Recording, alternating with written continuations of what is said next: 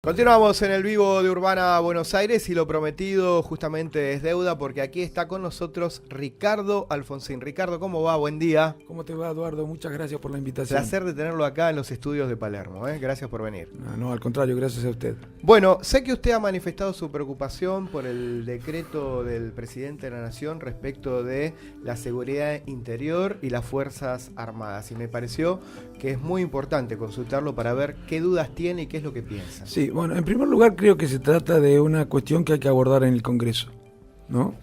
En el fondo se está modificando la letra y el espíritu, diría. Sin ninguna duda el espíritu de las leyes de defensa, la ley de seguridad interior, de manera que debería ser tratado en el Congreso. Estas leyes fueron sancionadas con un trabajoso consenso, alcanzado finalmente entre las fuerzas políticas más representativas, y se refieren al rol que tienen las Fuerzas Armadas en materia de defensa y de seguridad interior. En este último caso ninguno, en casos excepcionales. Y bueno, creo que este decreto, modifica estas cuestiones. Yo no digo que no se puedan discutir. Se pueden discutir sin ninguna duda. El ministro de Seguridad, Patricia Bullrich, como Marcos Peña, dijeron que de ninguna manera esto significa que en las ciudades, en los pueblos, vamos a tener una militarización y que vamos a tener las Fuerzas Armadas en la calle. ¿Usted qué piensa sobre esto? No, eso no lo dice el decreto, pero no es eso lo único que nos preocupa. Se generan condiciones como para que puedan ocurrir cosas que debemos discutir. Se generan condiciones como para que haya un involucramiento de las Fuerzas Armadas en la seguridad interior. A mí que no me digan que es logística, poder enviar 5.000 efectivos o 10.000, están hablando en este año que viene, a determinados lugares como para defender objetivos estratégicos. ¿Qué son los objetivos estratégicos? ¿Qué es defender? Eso no es logística. Pero bueno, yo no digo que esto no se pueda discutir en el Congreso, claro, pero que se discuta en el Congreso, ¿no? Eso es lo que yo digo. Si quieren discutirlo, que lo discutan, pero que lo discutan tratando de llegar a acuerdos con todas las fuerzas políticas, que lo discutan invitando a los especialistas del Estado, del CONICET, de las universidades, de las instituciones privadas, para que aporten su mirada especializada y que la sociedad sepa bien cuáles son los pros y los contras de una decisión de este tipo, que lo discutan, nada más que eso. Ricardo, los medios masivos de comunicación e incluso aquí en Capital no se habla de lo que se habla en Patagonia respecto de que muchos amigos del presidente siguen comprando tierras, al igual que en los 90 pasó con el menemismo, y que parte de esta estrategia en las zonas de las fronteras tienen que ver con esta situación de que se prevé ahí con comunidades mapuches y demás algunas tensiones. ¿Usted qué sabe? Bueno, yo no sé de eso nada, si supiera algo. En primer lugar, creo que no hay que tratar de atribuir infinidad de motivaciones a la decisión porque terminamos confundiendo. Okay. Por lo pronto discutamos lo que representa la decisión, un cambio en la legislación. Es lo único que está autorizado para derogar leyes, sancionar leyes o modificar leyes es el Congreso. Perfecto. En estas cuestiones que tienen que ver con el eventual involucramiento de las Fuerzas Armadas en la seguridad interna, es una cuestión en la que se requieren acuerdos, como los que se lograron antes. Bien. Y la opinión de los especialistas. Yo no creo que esta decisión haya respetado lo establecido en la Constitución en cuanto a que esto tiene que resolverse en el Congreso. Tampoco creo que se haya escuchado a los especialistas ni al resto de las fuerzas políticas. Eso no ha ocurrido.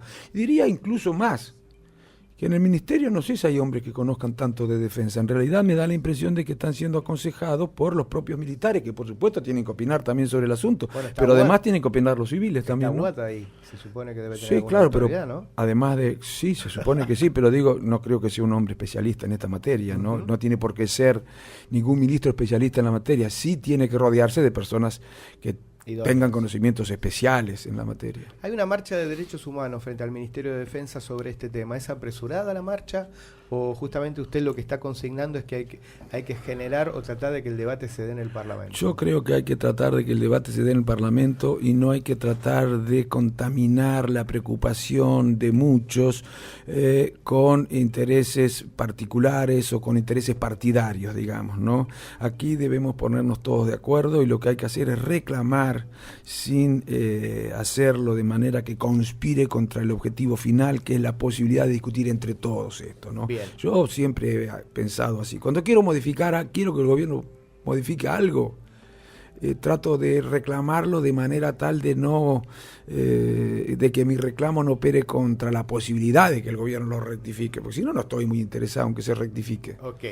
Es una cuestión estratégica inteligente de ver cómo genero las condiciones para que se dé lo que usted reclama. Sí, ¿no? y hay algunos que en el fondo, bueno, están más preocupados por sacar rédito que por modificar la cuestión, porque si estuvieran preocupados por modificar la cuestión, tratarían de actuar de otra manera. ¿Qué es lo que nos debe preocupar a todos? Modificar la decisión, digamos, modificar el procedimiento decisorio y modificar los contenidos de la decisión.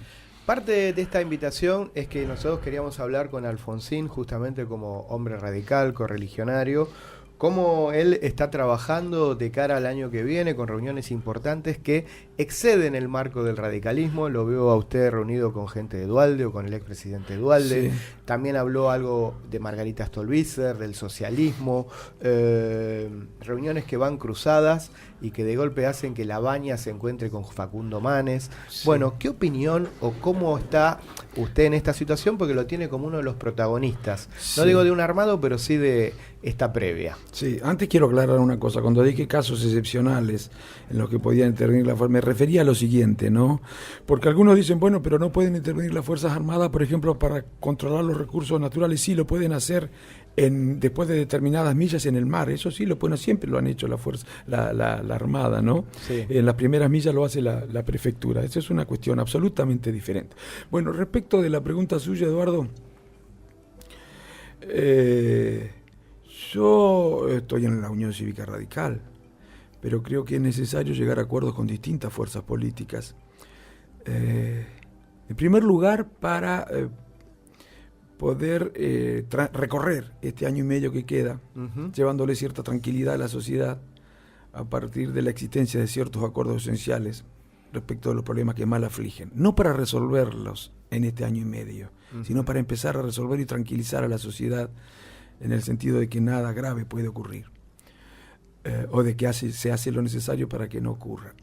En segundo lugar, así que muchas de estas reuniones tienen que ver con eso. En segundo lugar, yo creo que los argentinos somos muy originales, ¿no? A ver. Nos reunimos los que pensamos distinto para pensar contra los que piensan como nosotros, ¿no? Se ha dado hasta en el armado de lo que después llegó a ser la coalición de gobierno, ¿no? Bueno, Cambiemos es eso. Sí, Cambiemos es un fuerte entre fuerzas que piensan distinto, que compiten contra otras que piensan como nosotros. Eso es una cosa curiosa. Bueno, yo lo que digo es que la Unión Cívica Radical tiene que ponerse a trabajar en la construcción de un frente que reúna a los que piensan igual. Por su parte, la derecha liberal tiene que ponerse a trabajar con el mismo propósito en la construcción de un frente entre quienes piensan igual y que luego compitan entre sí y haya diálogo entre estas dos culturas políticas diferentes. Ahora, mi partido no lo va a hacer a eso. No lo veo. Está muy con el PRO. Pues yo lo puedo ir haciendo yo para después. Por supuesto que la decisión la tendrá que tomar el partido, pero yo voy a ir a avanzar.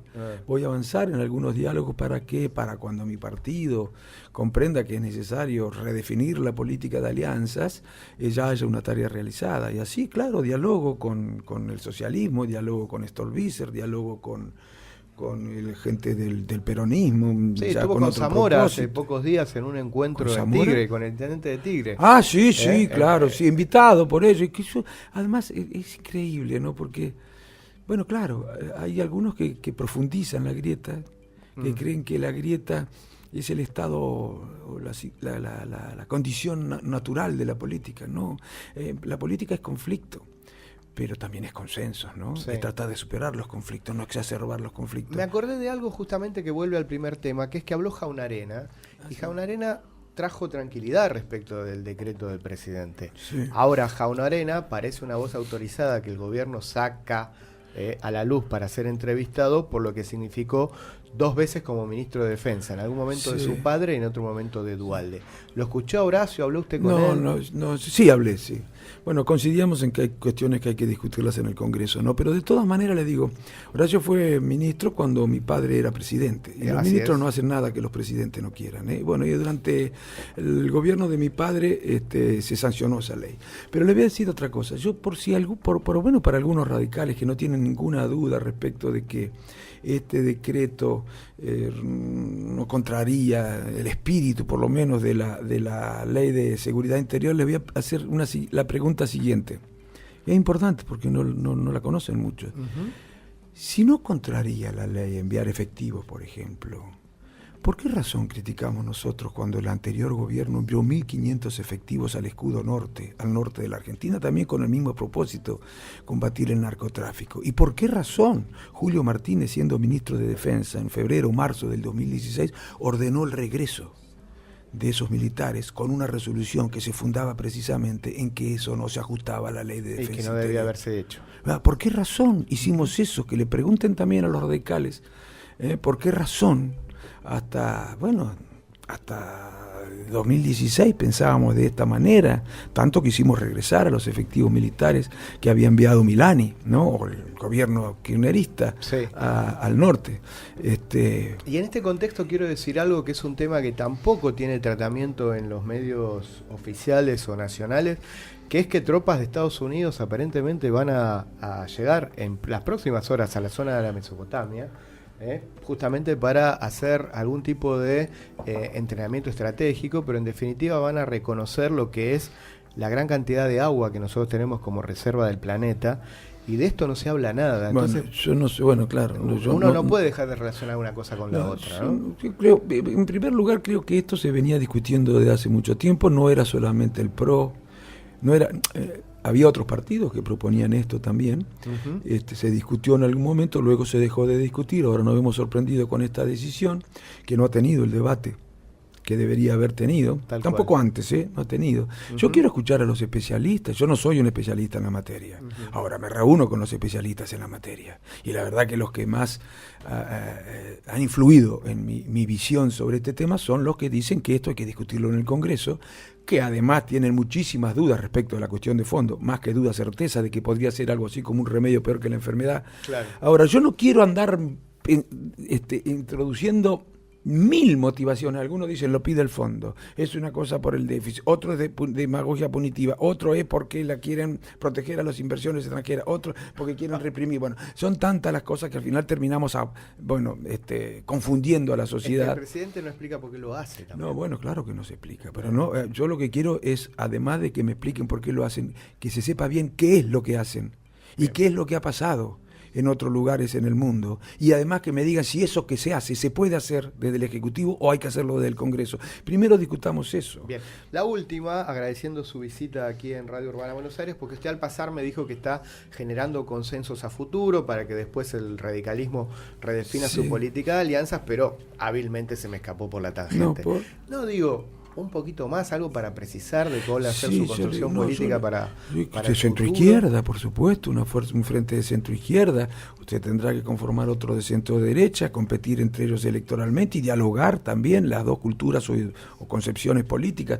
Pero digo, ahora estoy preocupado por lograr consensos de cara al 2019, pero también consenso para después del 2019. Yo creo que lo único nuevo que habría en la política argentina sería un acuerdo de mediano y largo plazo entre las principales fuerzas políticas, el capital y el trabajo. Eso sí que sería nuevo. Claro. Eso sería estar a la altura pensando de las más allá del corto plazo del año que viene. Claro, porque de lo que se trata no es solo de superar una coyuntura crítica, se trata de salir del subdesarrollo, del atraso, del estancamiento. Nosotros vivimos momentos en los que crecemos, momentos en los que decrecemos, momentos en los que crecemos de nuevo, momentos en los que decrecemos, pero siempre permanecemos en la condición de país subdesarrollado. 30% de pobres, 50% de los jóvenes en la pobreza, el primer país de América Latina en pobreza juvenil, el primer país en América Latina en desempleo juvenil, el primer país en América Latina en adicciones en jóvenes. Bueno, con una estructura productiva muy primarizada que hace imposible el desarrollo. ¿Cuándo nos vamos a poner a discutir estas cosas? O vamos a tener que discutir, a veces pienso que incluso estos temas no tienen sino como propósito, aunque es muy peligroso eso, ¿no? Distraernos, ¿no? Distraer, tirar un hueso para que la gente discuta de otra cosa en lugar de lo que tiene que discutir. Ricardo, gracias por su presencia. No, gracias Eduardo, a usted, muchísimas gracias.